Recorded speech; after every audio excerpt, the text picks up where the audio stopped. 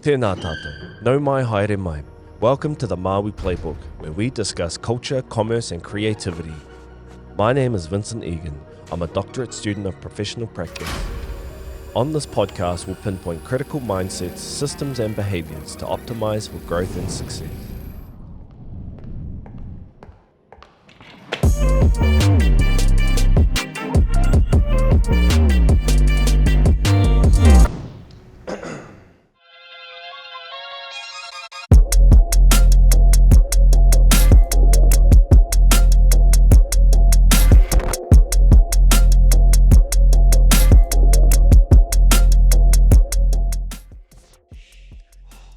Let us kōrero about the latest manhwa, I used to call it mangas, an anime influence that has taken over the world right now.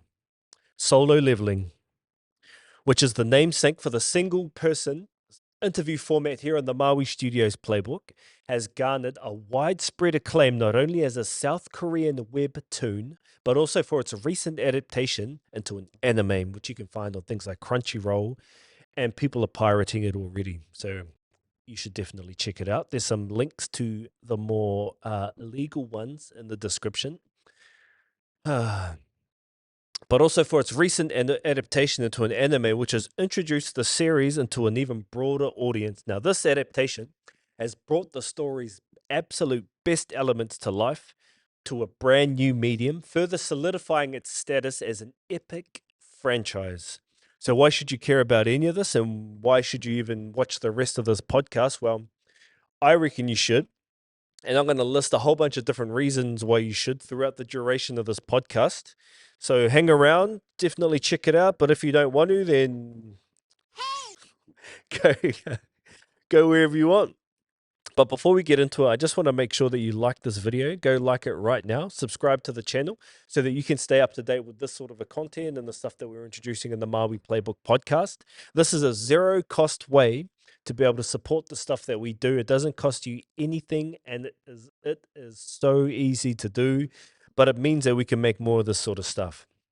Now, at the heart of Solo Leveling is a compelling journey of this character called Sung Jin-Woo, who starts as an E-rank hunter. He's a really weak hunter. He's the weakest of the weakest amongst all his peers. He's known as the weakest out of everyone in this entire universe. I'm guessing that includes little, small, vulnerable children as well. But it's this underdog status that sets the stage for a deeply engaging narrative as Jin-Woo discovers this mysterious system through the most intense means. He almost has to get killed for it, and he gets his arms and legs cut off as a result. But he discovers a mysterious system that allows him to become stronger in a way that nobody else in the universe can. Now, this system is akin to those that you'd find in your favorite video game, and it provides him with quests, it gives him challenges, and this unique ability to be able to track his stats of growth in real time. The storyline is masterfully crafted. It's blending the excitement of leveling up with personal growth and the challenges that Jin-Woo has to face throughout his lifetime throughout the story. The anime adaptation brings this journey to life with an added depth, showcasing not just the physical abilities and the physical battles, but also the psychological growth of Jin-Woo as he navigates his profound powers and the responsibilities that come with becoming more and more powerful, which I'm hoping that all you guys can relate with as well. The better you get, the more responsibilities you get.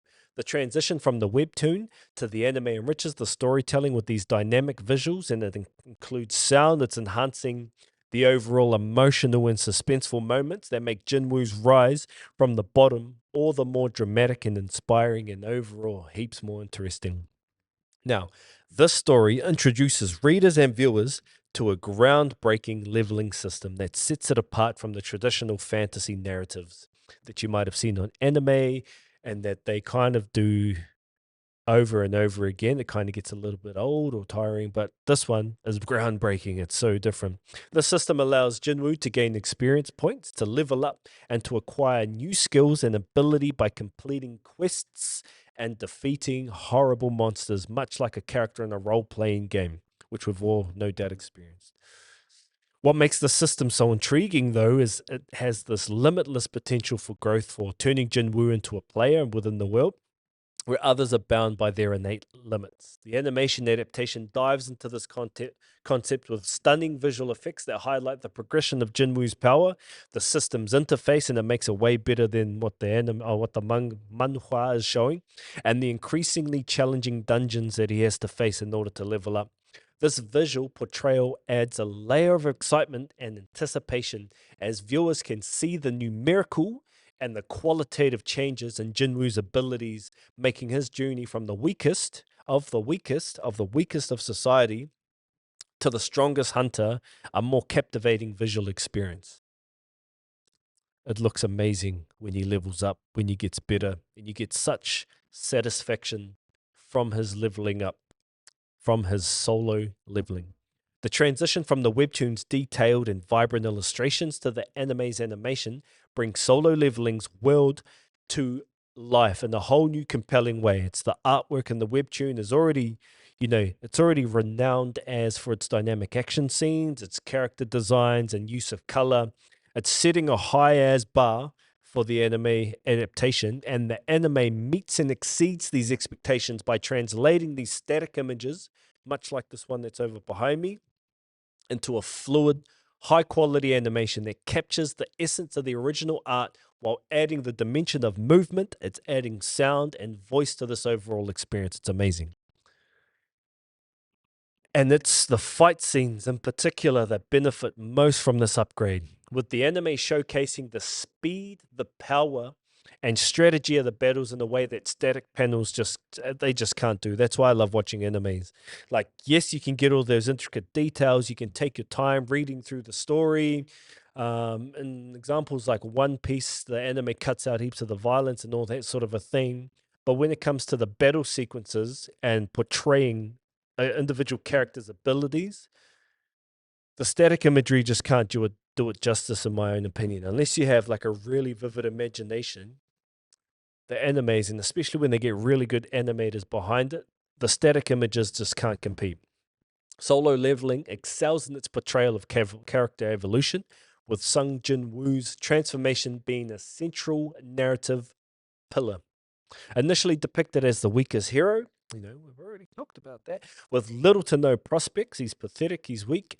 Jin-Woo's journey is not just about gaining power, but also about his personal growth, his development of his resilience, and the forging of a strong will from a person that can just endure spaces where he's just super weak. For him to come out on top, it's awesome to see how that transforms his character. The anime adaptation emphasizes this evolution through visual storytelling and voice acting. Amazing voice actors, bringing a new level of emotional depth to Jinwoo's character. Viewers witness not only his physical transformation from being weak as to powerful, but also his psychological growth as he faces these challenges. And he's overcoming intense fears, and he's making critical decisions that affect not only himself, but other characters that he kind of gets stuck with. Or it's amazing. And he gets real tank as well. He gets these daily challenges where he has to do a sort of a set base minimum to be able to develop his character, and he's actually set the same training standard as Saitama has in One Punch Man. Well, it's pretty much the same. This development is depicted through his interactions with other characters, his strategic thinking when it comes to taking down bosses, and his reflections on his new role as a protector of the weak.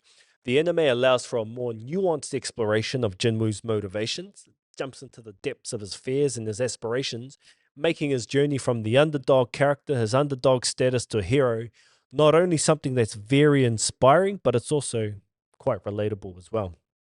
Now, the universe of Solo Leveling is meticulously constructed. It's blending elements of the modern world, which we all know and love, with these fantastical elements, the existence of gates, these dungeons, these monsters, these magical powers. There's this kind of game elements. It just takes it to the next level.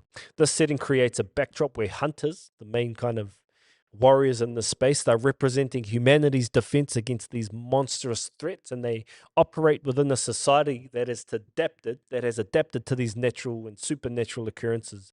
The anime adaptation expands on the webtoon's world building by bringing to life the various settings, from the bustling cityscapes to the airy depths of these dungeons. Through animation, the complexity of the hunter organizations, the societal impact of dungeons appearing, and the global response to these threats are depicted with greater detail and next-level dynamism.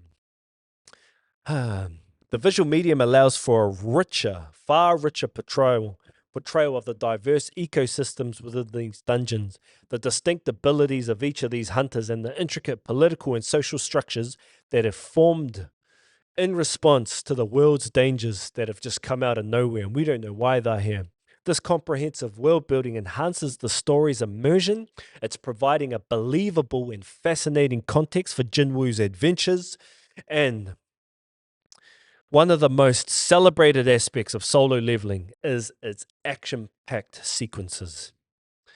And the anime brings these moments to life with exceptional animation quality. The webtoon's dynamic fight scenes, known for their detailed choreography and intensity, transition seamlessly into these animated sequences that captivate with fluid motion and impactful visual effects.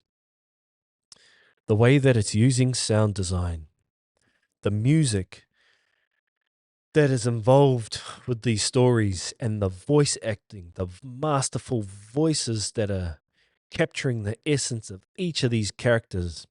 It's elevating these battles even further, creating a sensory experience that amplifies the tension and the excitement of the story. Each skirmish, be it Jinwoo's solo encounters or large-scale battles involving multiple hunters, is animated with precision.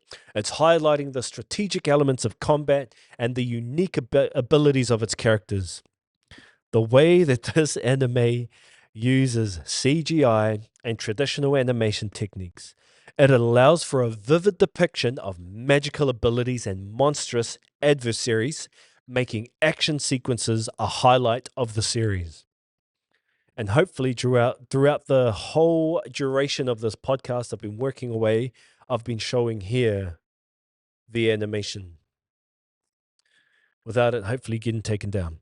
This attention to detail ensures that the thrilling nature of the webtoon's battles is not only preserved, but it's enhanced in the anime adaptation, making Solo Leveling a standout for fans of action and fantasy alike. The narrative of Solo Leveling is meticulously, there's that word again, woven with layers of mystery and suspense that keep the readers and the viewers on the edge of their seats throughout the entire experience. The origins of the gates, dungeons, and the true nature of Sung Jin-Woo's powers are central enigmas that drive the plot forward. We have no idea. Well, I don't. I haven't read the whole Manhwa yet, but I have no idea why he's going on these quests or why this world exists as it is. But that's why they're enigmas that drive the plot forward.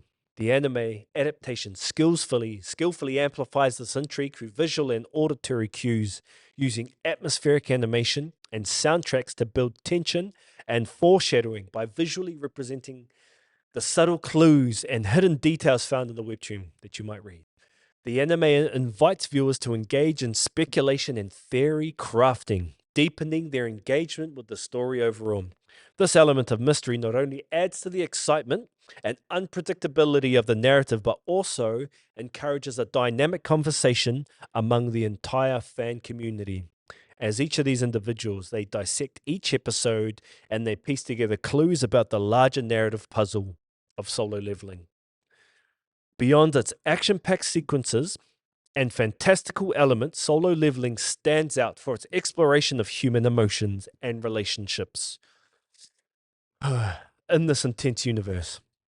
The struggles, the sacrifices, and motivations of its characters add this profound emotional layer to the story, making it more than just a tale of power and conquest.